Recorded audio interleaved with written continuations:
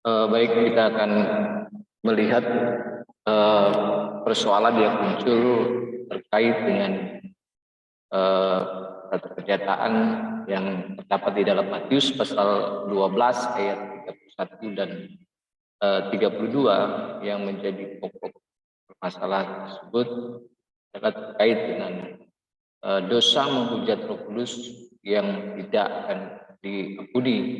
Perlu kita lihat ya di dalam Matius pasal 12 ayat 31 sampai 32. Di ayat 31 di sana dikatakan, sebab itu aku berkata kepadamu, segala dosa dan hujat manusia akan diampuni, tetapi hujat terhadap Roh Kudus tidak akan diampuni. 32, apabila seorang mengucapkan sesuatu menentang anak manusia, ia akan diampuni, tetapi jika ia menentang Roh Kudus, ia tidak akan diampuni. Di dunia ini tidak, dan di dunia yang akan datang pun tidak.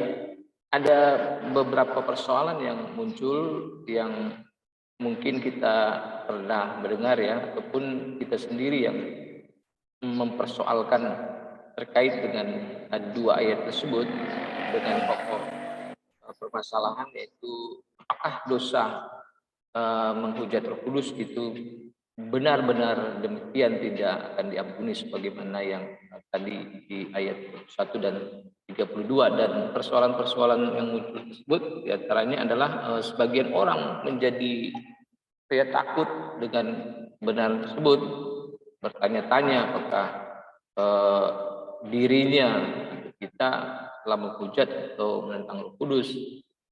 Kalau demikian, apakah memang nanti kita tidak akan diampuni? Kan itu menjadi pertanyaan. Kemudian juga ya kan ada fenomena-fenomena yang muncul dalam gerakan gereja-gereja baik Pentakosta dan karismatik, di mana ada fenomena-fenomena atau manifestasi-manifestasi Roh Kudus yang ditunjukkan oleh baik gereja-gereja Pentakosta maupun karismatik dan mungkin gereja-gereja lain. Dan bagi golongan lain yang melihat hal tersebut, mereka memberikan respon yang bisa dikatakan kurang baik bagi mereka ya, bagi gereja Pentakosta maupun karismatik. Bahkan ada juga pernyataan-pernyataan seperti mengatakan itu sesat, kerjaan setan dan lain sebagainya. Bahkan ada yang mereka berespon mengolok, menertawakan, bahkan menghina dan lain sebagainya. Nah, oleh sebab itu apabila yang ditunjukkan oleh gereja-gereja Pentakosta pun karismatik, manifestasi Roh Kudus itu apakah benar merupakan manifestasi Roh Kudus. Dan bagi mereka yang mengatakan sesat, yang menertawakan, mengolok-olok, menghina, bahkan mengatakan itu merupakan pekerjaan setan, apakah kalau demikian apakah itu sudah masuk dalam kategori menghujat Roh Kudus? Jika kalau demikian ya berarti bagaimana ayat Alkitab itu mengatakan bahwa dosa menghujat Roh Kudus itu tidak diampuni, ya apakah mereka tidak akan mendapatkan pengampunan? Itu merupakan salah satu persoalan yang muncul. Kemudian ayat-ayat tersebut juga menjadi pertanyaan persoalan, diantaranya mengapa ayat tersebut ada dosa yang tidak diampuni, sedangkan pada ayat-ayat lain mengatakan bahwa jika kita mengaku dosa kita, maka Ia, Allah adalah setia dan adil, akan mengampuni segala dosa kita dan menyelamatkan kita dari segala kejahatan. Begitupun juga tadi di dalam 1 Yohanes pasal 1 ayat 9. Begitupun juga di dalam 1 Yohanes pasal 2 ayat 2 dan dalam Yesaya pasal 1 ayat 14. Walaupun dosamu merah seperti terbisi, akan dapat menjadi putih apabila akan mendapat pengampunan. Kemudian juga berdasarkan ayat-ayat tersebut menyiratkan bahwa seberat atau sebesar apapun dan separah apapun dosa kita akan diampuni tadi berdasarkan Yesaya pasal 1 ayat 18, kemudian juga 1 Yohanes pasal 2 ayat 2 dan 1 Yohanes pasal 1 ayat 9. Nah, mengapa ada perbedaan atau apa yang menyebabkan perbedaannya antara hujat manusia akan diampuni dengan hujat terhadap Roh Kudus tidak akan diampuni. Kemudian kita perlu ya melihat bahwa berdasarkan tradisi atau pemahaman ya di kalangan Yudaisme, secara khusus bagi orang-orang Farisi, mereka mengetahui ada praktik mengusir setan. Nah, terkait dengan pengusiran setan itu bagi pemahaman mereka itu dapat dilakukan oleh baik seorang dukun ataupun seorang nabi. Nah, terkait dengan apa yang terdapat ya secara konteks di dalam Matius pasal 12 ayat 31 sampai 32 tersebut, berdasarkan konteks, lihat ya secara konteks di situ Yesus melakukan mujizat ya, dia mengusir setan pada seseorang. Nah, dan bahkan kalau kita juga melihat peristiwa-peristiwa sebelumnya di mana orang-orang Farisi kan tidak menerima ya keberadaan daripada Yesus Kristus. Orang-orang Farisi sebagian menentang ya dengan apa yang Yesus lakukan, yang bagi pemahaman mereka itu tidak bersesuaian dengan hukum Taurat bagi pemahaman mereka. Nah, jadi orang-orang Farisi tidak mengakui bahwa Yesus mengusir setan itu dengan kuasa Roh Allah, karena orang-orang Farisi tersebut tidak menghendaki orang banyak menjadi lebih percaya kepada Yesus. Nah, kalau orang-orang mengetahui bahwa Yesus mempunyai kuasa Roh Allah dan mengusir setan tersebut dengan kuasa Roh Allah, maka mereka orang-orang akan menjadi percaya dan mengikuti Yesus. Nah, itulah yang menjadi motif daripada orang-orang Farisi, sehingga mereka tidak akan mengakui penggunaan kuasa Roh Allah dalam pengusiran setan tersebut. Nah, oleh sebab itu orang-orang Farisi menuduh Yesus melakukan pengusiran setan dengan cara yang dilakukan oleh seorang dukun, yaitu dengan kuasa setan. Tuduhan orang-orang Farisi terhadap Yesus justru menjadi sikap yang dikejam oleh Yesus sebagai tindakan hujatan terhadap Roh Kudus. Nah, ya karena sekali lagi orang-orang Farisi walaupun mengetahui bahwa Yesus mengusir setan dengan menggunakan kuasa Roh Allah, tetapi oleh karena faktor takut nantinya kalau orang-orang mengetahui bahwa Yesus menggunakan kuasa Roh Allah, dengan demikian itu menunjukkan bahwa Yesus adalah orang benar, ya orang benar dengan keberadaan Yesus sebagai orang yang benar yang mempunyai kuasa Roh Allah untuk melakukan mujizat-mujizat yang dilakukan sebelumnya, maka nanti orang akan percaya kepada Yesus. Bahkan orang-orang akan tidak percaya lagi kepada orang-orang Farisi tersebut dengan menganggap bahwa klaim-klaim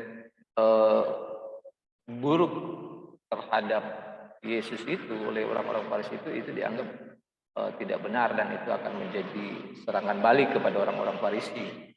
Nah, oleh sebab itu sikap yang dilakukan, yang ditunjukkan oleh orang-orang Farisi itu terhadap Yesus itu dikecam oleh Yesus sebagai tindakan penghujatan terhadap Roh Kudus.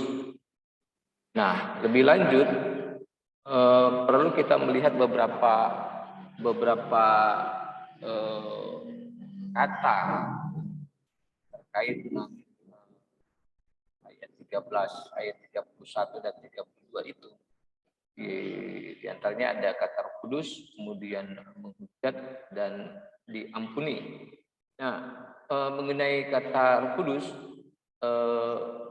William Barclay menjelaskan bahwa Yesus tidak berbicara tentang Roh Kudus dalam pengertian Kristen yang lengkap atau dalam pengertian Kristen kita sekarang yang memahami sudah lebih banyak ya, lebih lengkap, lebih utuh ya dibandingkan mereka yang pada waktu itu kan belum terlalu memahami mengenai Roh Kudus, sedangkan para murid-murid juga pada saat itu pun belum memahami, belum mengerti mengenai Roh Kudus. Nah, makanya kita perlu lihat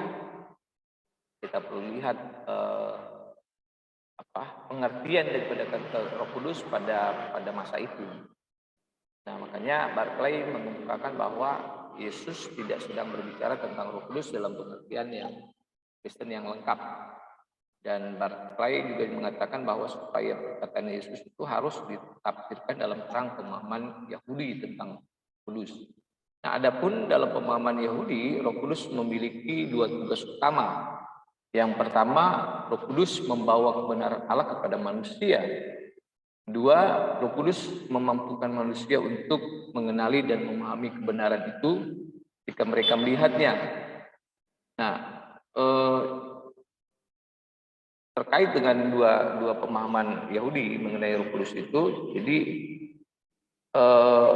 di sini kita harus memahami peranan Roh Kudus ya, membawa kebenaran Allah kepada manusia, kemudian memampukan manusia untuk mengenali dan memahami kebenaran itu ketika mereka melihatnya. Jadi kalau benar seseorang yang memiliki Roh Kudus, maka orang tersebut akan dipimpin oleh Roh Kudus itu membawanya kepada kebenaran Allah.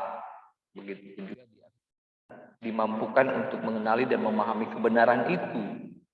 Nah, nanti kita akan lihat di bagian selanjutnya terkait dengan dua pemahaman Yahudi ini mengenai Roh Kudus yang dikemukakan oleh William Barclay. Nah, selanjutnya kita perlu juga melihat kata menghujat. Nah, menghujat itu dalam bahasa Yunani-nya adalah blasphemio, yang artinya diantaranya adalah menjelekan, memfitnah, mencemarkan dan memburukkan, mengutuk, fitnah, mencaci maki, mencerca, berbicara jahat. Kemudian blaspheme, mengutuk, berbicara jahat, berbicara penghujatan, kemudian juga menghina Tuhan. Kata blasphemio di dalam Perjanjian Baru muncul sebanyak 35 kali. Di antaranya adalah Lukas pasal 22 ayat 65, kemudian juga Roma pasal 14 ayat 16, atau Korintus pasal 10 ayat 30, kemudian Kisah Para Rasul pasal 26 ayat 11 dan Wahyu pasal 16 ayat 11. Nah, dari beberapa ayat tersebut kata blasphemio diartikan hujat, menghujat, difitnah, berkata jahat dan menyangkal imannya. Kemudian dalam bahasa Ibrani kata menghujat itu dari kata gadep, yang artinya menghujat, menista, menjadi penista. Kata gadep muncul 7 kali dalam Perjanjian Lama. Di antaranya di dalam 2 Raja-Raja pasal 19 ayat 6, ayat 22, kemudian Yesaya pasal 37 ayat 6, pasal 52 ayat 5, Mazmur pasal 44 ayat 16, pasal 74 ayat 10, ayat 18. Nah, hukuman atas penghujatan yang berlaku pada waktu itu adalah dilempari batu sampai mati. Nah, jadi ini juga mempunyai keterkaitan ya dengan sikap atau tindakan menghujat. Ya, bagi mereka yang melakukan penghujatan atau menghujat ya di Perjanjian Lama itu, sebagaimana pada 7 ayat tersebut, di situ mereka yang melakukan penghujatan maka mereka akan mendapatkan hukuman mati dengan cara dilempari batu sampai mati. Nah, dalam imamat ada seorang Israel peranakan yang berbuat demikian, dan umumnya penghujatan dilakukan oleh orang-orang kafir. Apabila umat Allah jatuh pada penyembahan berhala, maka mereka dianggap melakukan penghujatan seperti orang kafir. Di Yeskiel pasal 20 ayat 27 dan di Yesaya pasal 65 ayat 7. Nah, berdasarkan beberapa pengertian di atas dari kata penghujatan, maka esensi dari penghujatan yang dikaitkan dengan apa yang dilakukan oleh orang Farisi terhadap Yesus adalah menjelekkan, mencemarkan, memfitnah, mengutuk, bahkan penyembahan kepada berhala dianggap sebagai penghujatan kepada Allah. Yeskiel pasal 20 ayat 27. Dan orang-orang Farisi tersebut jatuh kepada penyembahan berhala dikarenakan tidak memihak kepada Yesus. Yang sangat jelas Yesus melakukan pekerjaan Allah dan menggunakan kuasa Allah. Jadi bagaimana tadi juga saya sudah jelaskan ya, sebenarnya dalam pemahaman mereka mengenai Roh Kudus itu memimpin ya kepada kebenaran dan memampukan manusia untuk dapat mengenali kebenaran itu. Sebab itu sangat jelas bahwa apa yang dilakukan Yesus itu merupakan pekerjaan Allah dan Yesus melakukannya itu menggunakan kuasa Allah. Nah, sebab itu tindakan apa yang dilakukan oleh orang Farisi di mana mereka tidak memihak kepada Yesus, maka itu disamakan ya dengan perbuatan penyembahan berhala, di mana di Perjanjian Lama penyembahan kepada berhala itu akan mendapatkan hukuman mati. Tetapi perlu lebih lanjut lagi kita melihat penjelasan yang lain supaya kita bisa memahami ya secara utuh konteks masalah tersebut. Kemudian Daniel J. Harrington berpendapat bahwa satu-satunya dosa yang tidak dapat diampuni adalah menganggap pekerjaan Roh Kudus sebagai pekerjaan roh jahat. Roh Kudus adalah kekuatan Allah, merupakan sumber kekuatan Yesus dalam mengalahkan Beelzebul dan bala tentaranya. Tidak mengakui anak manusia masih dapat diampuni, namun tidak mengakui sumber dari kuasanya tidak dapat diampuni.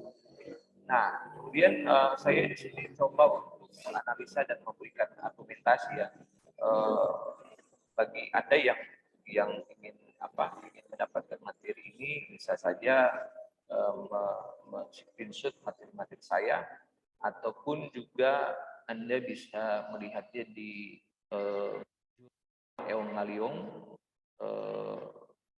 jurnal Sekolah Tinggi Agama Kristen Lingkar Bangsa Manado.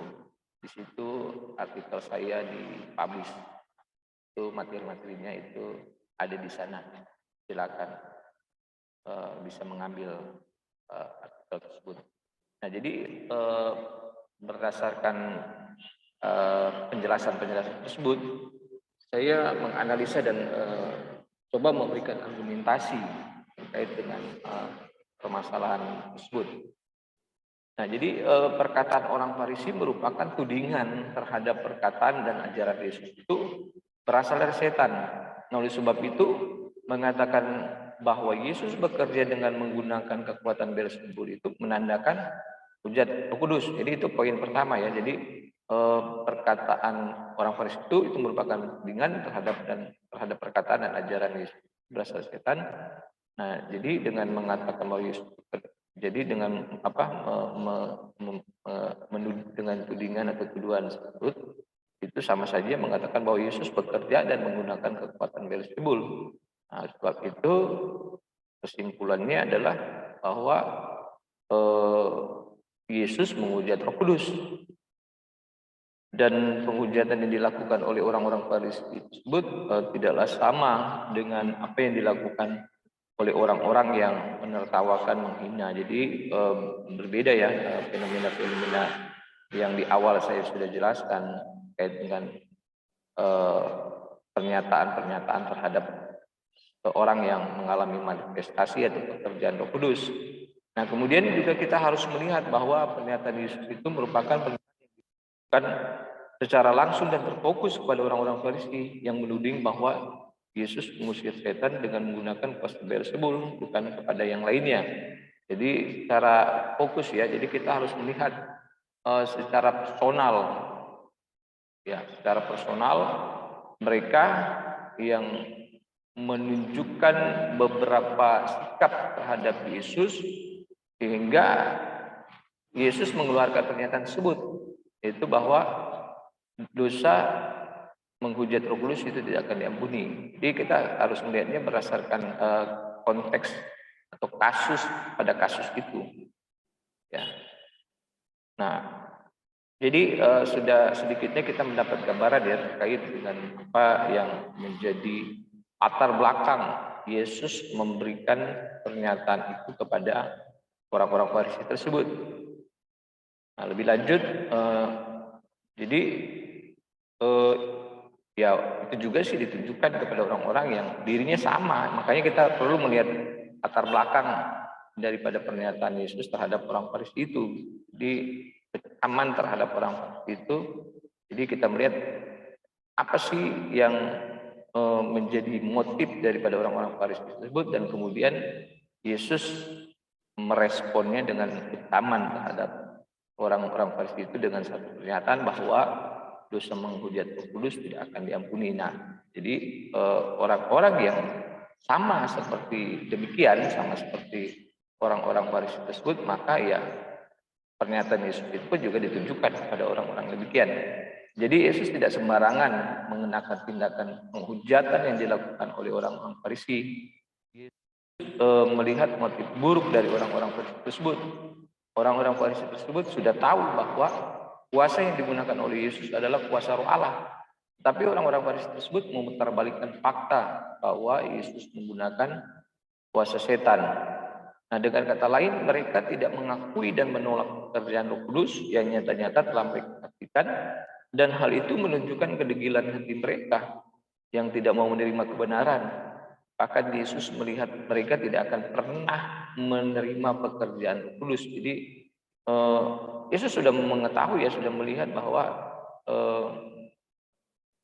sikap hati mereka yang ya degil, yang tidak akan bisa mengalami perubahan. Nah, jadi tidak ada pengampunan bukan kepada Allah yang tidak memberikan pengampunan, melainkan kembali kepada orang tersebut yang tidak mau membuka diri untuk bertobat.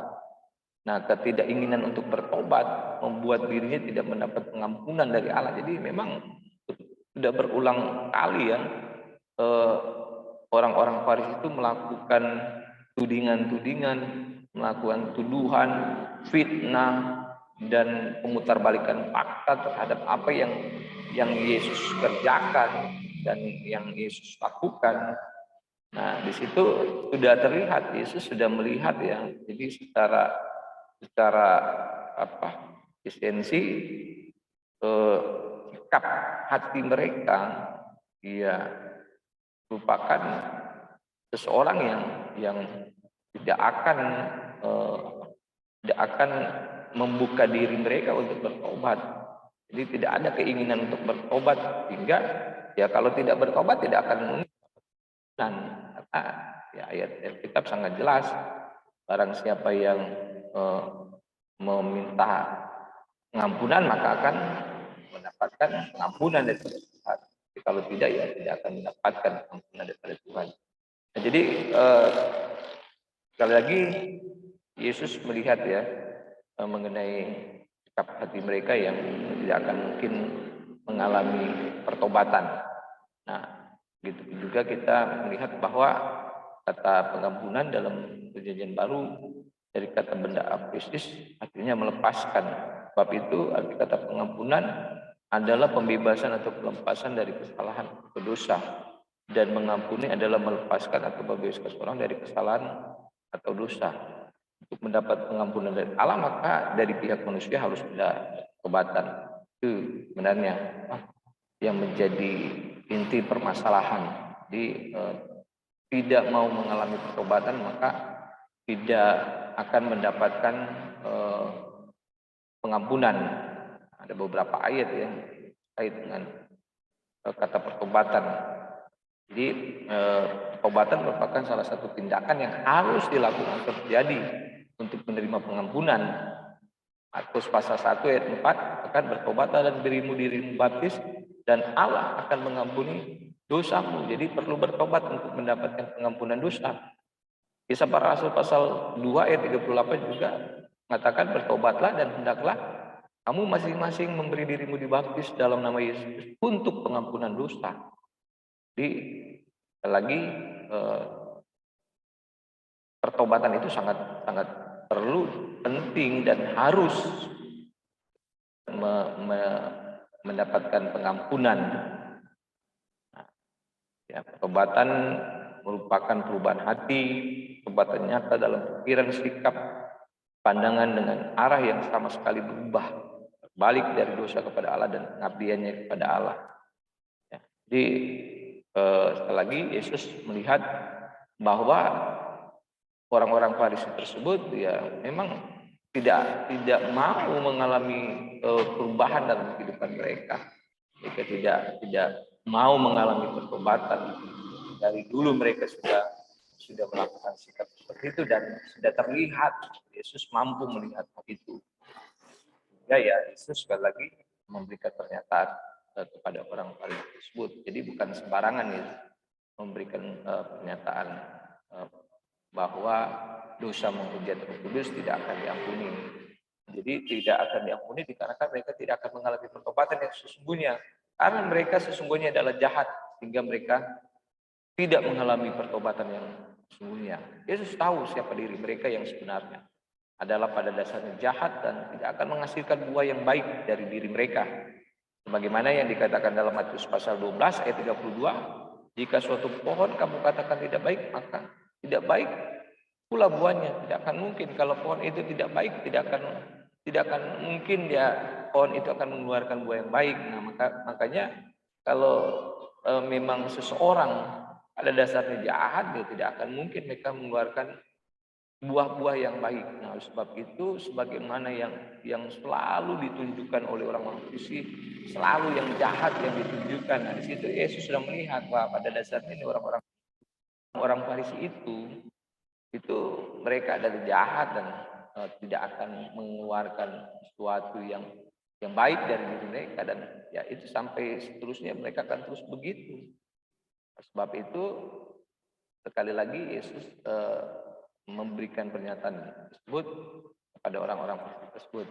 Nah, kemudian juga ya sebagaimana sesuai dengan konteks ayat itu di ayat 34-35 dikatakan bahwa apa yang diucapkan mulut meluap dari dalam hati. Nah, di sini kan Yesus sebenarnya juga ingin memberikan penjelasan terhadap perlakuan atau tindakan mereka. Jadi apa yang diucapkan mulut meluap dari dalam hati, dan orang jahat mengeluarkan hal-hal yang jahat dari pembenaran jahat. Itu di ayat 35. Tadi pernyataan Yesus itu di ayat 31-32. Tapi di ayat 34 dan 35 ini sangat jelas menunjukkan identitas daripada orang-orang Farisi tersebut. Ya, sebenarnya mereka jahat. Jadi sangat jelas pernyataan tersebut itu ditujukan kepada orang-orang Farisi. Nah, hal itu menunjukkan bahwa sesungguhnya orang-orang Farisi tersebut pada dasarnya adalah mereka orang-orang jahat yang tidak akan pernah berubah diri mereka. Dan mereka harus mempertanggungjawabkan perkataan sia-sia mereka pada waktu penghakiman di ayat 36. Nah, respon Yesus terhadap tudingan orang-orang Farisi tersebut menganggap bahwa pekerjaan yang dilakukan oleh Yesus menggunakan kuasa setan, apakah Yesus telah berdusta? Kalau Yesus sebagaimana yang mereka nyatakan bahwa Yesus menggunakan kuasa setan, tapi Yesus memberikan pernyataan bahwa Yesus melakukan mujizat dengan menggunakan kuasa Allah. Nah, demikian sebagaimana yang orang Farisi katakan bahwa Yesus menggunakan kuasa setan. Jadi selama ini apakah Yesus sudah berdusta? Nah, karena mengatasnamakan Allah dengan menggunakan kuasa setan. Nah, oleh sebab itu kalau demikian Yesus berdusta, nah itu sama saja Yesus menghujat Roh Kudus, ya kan? Wah, memakai nama Roh Kudus dalam melakukan mujizat yang sebenarnya kalau sebagaimana yang orang Farisi katakan memakai kuasa setan tapi mengatasnamakan kuasa Allah. Nah, itu sama saja dengan menghujat Roh Kudus. Nah, Yesus berani mengatakan bahwa apabila Yesus dia menghujat Roh Kudus karena menggunakan kuasa setan, tapi mengatakannya menggunakan kuasa Roh Kudus, itu sama saja dengan tindakan menghujat Roh Kudus. Nah, makanya di situ Yesus membalikan kepada mereka. Nah, maka Yesus mengatakan bahwa dia tidak akan diampuni kalau sebagaimana yang orang Farisi katakan bahwa Yesus menggunakan kuasa setan tetapi mengatasnamakan kuasa Allah. Maka Yesus di situ secara tegas mengatakan kepada orang Farisi tersebut bahwa kalau demikian dia berani bahwa dia tidak akan diampuni. Jadi Yesus menantang mereka dengan pernyataan tersebut. Ini jikalau tindakan Yesus menghujat Roh Kudus, maka Yesus siap tidak akan diampuni. Kalau sebagaimana apa yang orang-orang tersebut nyatakan. Nah, kemudian mengenai perbedaan mengenai dosa menentang anak manusia akan diampuni, namun dosa menentang Roh Kudus tidak akan diampuni, bukanlah menunjukkan adanya perbedaan derajat antara manusia dengan Roh Kudus. Namun perbedaannya terletak pada hakikat dari diri manusia itu sendiri, yakni manusia yang pada dasarnya jahat dengan manusia yang belum diperbaharui dan belum mengenal manusia. Bagi orang-orang yang belum diperbarui memang ya belum menerima keberadaan anak manusia, bahkan Roh Kudus. Namun mereka masih bisa dapat diperbarui oleh Roh Kudus. Sehingga setelah mengalami hidup baru dan mengalami pertobatan, maka orang-orang tersebut akan menerima anak manusia dan juga Roh Kudus. Nah, bagi orang-orang yang pada dasarnya jahat, mereka tidak akan mengalami hidup baru dan pertobatan. Oleh sebab itu Yesus memberikan ilustrasi pada Matius pasal 12 ayat 32. Jadi jikalau suatu pohon kamu katakan tidak baik, maka tidak baik pulanya buahnya. Ayat 34-35 dikatakan bahwa apa yang diucapkan mulut meluap dari dalam hati, dan orang jahat mengeluarkan hal yang jahat dari pembenaran yang jahat. Mereka itu sesungguhnya adalah berasal dari si jahat, yakni iblis, sehingga mereka tidak akan mengalami pertobatan sesungguhnya, dan yang keluar dari diri mereka adalah yang jahat. Yesus tidak sembarangan memberikan pernyataan itu kepada orang-orang Farisi tersebut. Yesus tahu siapa diri mereka yang sebenarnya pada dasarnya adalah jahat dan tidak akan menghasilkan yang baik dari diri mereka sebagaimana yang dikatakan di dalam Matius pasal 12 ayat 33. Ya, baik, demikian bisa saya sampaikan, saya jelaskan kepada Anda. Kalau ingin berkomentar silakan. Terima kasih, biar ini bisa memberikan penjelasan pada kita semua. Tuhan Yesus berkati.